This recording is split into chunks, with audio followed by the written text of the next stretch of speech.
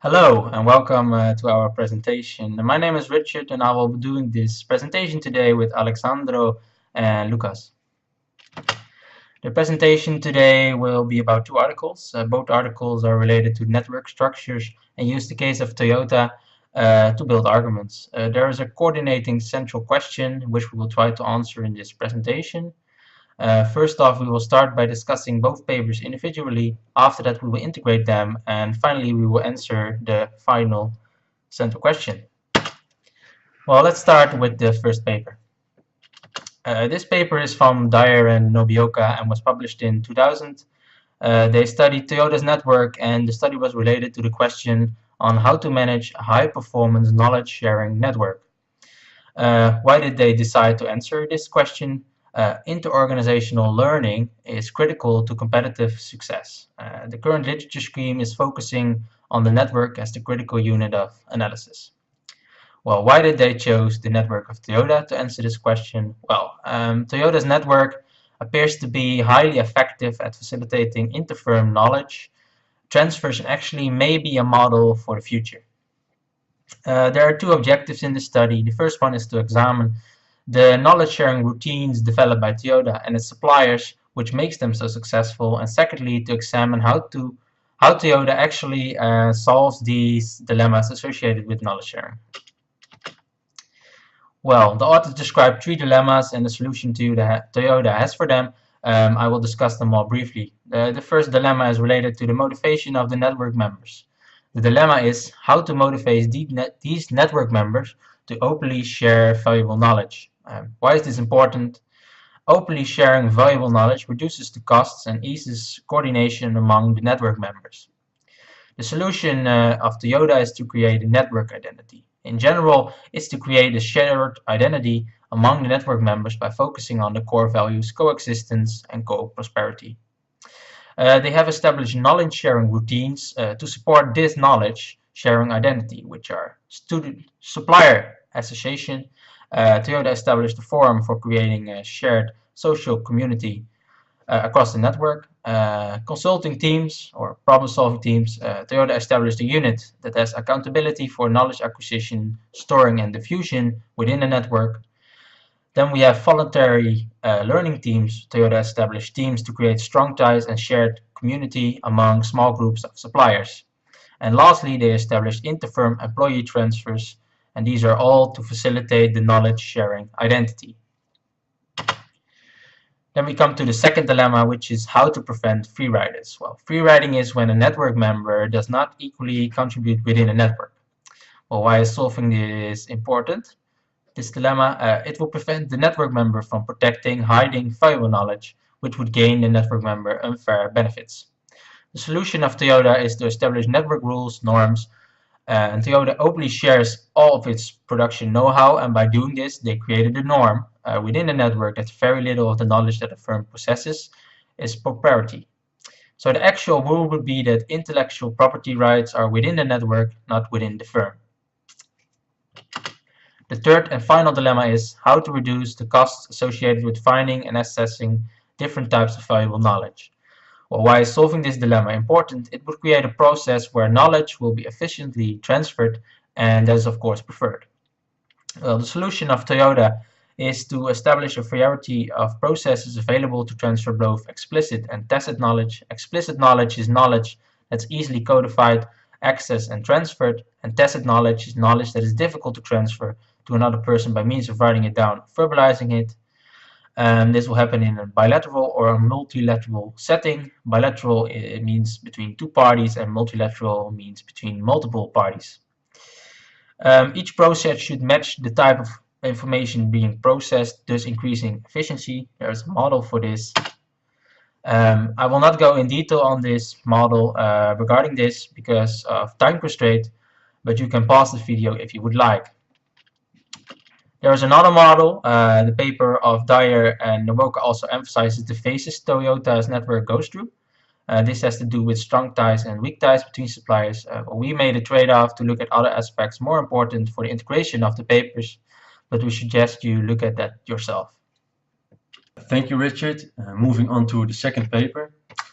We can immediately make a first connection with the previous article, as it is important to note that this paper builds on the work of the previous article.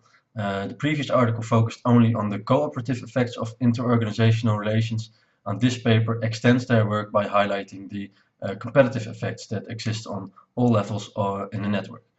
So why was this study conducted? It was conducted to explore the interplay of the supplier-supplier and the network of analysis by focusing on the tension between cooperation and competition, which is called coopetition. So the paper makes three main contributions. First, by introducing a distinction between supplier-supplier relations initiated by a buyer from those that are self-initiated by suppliers. The paper demonstrated that the buyer does in fact play an important role in establishing horizontal supply chain relations.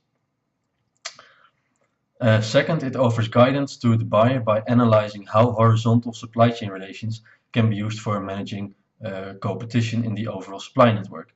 And finally, it links the traditional view of dyadic buyer-supplier relations with the level of the overall supply network. So how exactly is competition managed through horizontal supply chain relations? The paper argues that it is not only necessary to actively manage dyadic relations between suppliers in order to avoid competitive forces from prevailing or diminishing, but also that horizontal supply chain relations are themselves a useful means to manage competition in more complex supply networks.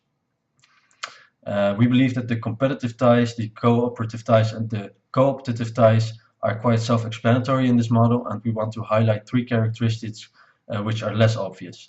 So first of all, the paper takes a different understanding than mainstream research of the concept competition, which is part of coopetition. They regard it as an attentional pattern rather than a structural pattern, meaning that firms will perceive other firms who serve the same customers as their rivals rather than any firm producing the same products. Second, the notion of social embeddedness is also important. Embeddedness is a result of repeated interactions between parties and implies that interrelations between them exist, in the sense that the exchange relation between A and B to some degree affects the exchange relation between B and C and vice versa. Finally, the network can be referred to as a strategic network when it is led by a hub firm. And the buying firm takes this hub firm role, which means that it is typically able to exert more power over other network members due to their network centrality, size, or ability to bridge structural holes. So the paper conducts a within-case analysis of the Toyota network and a cross-case analysis of the German automotive industry to arrive at three propositions about how a buyer, as the focal actor, can manage network-level competition through creating and managing horizontal supply chain relations. As these propositions are related to the first article, we will discuss the transparencies associated with them in the integration section, which now follows. Thanks, Lucas. Now I would like to move on with the integration part.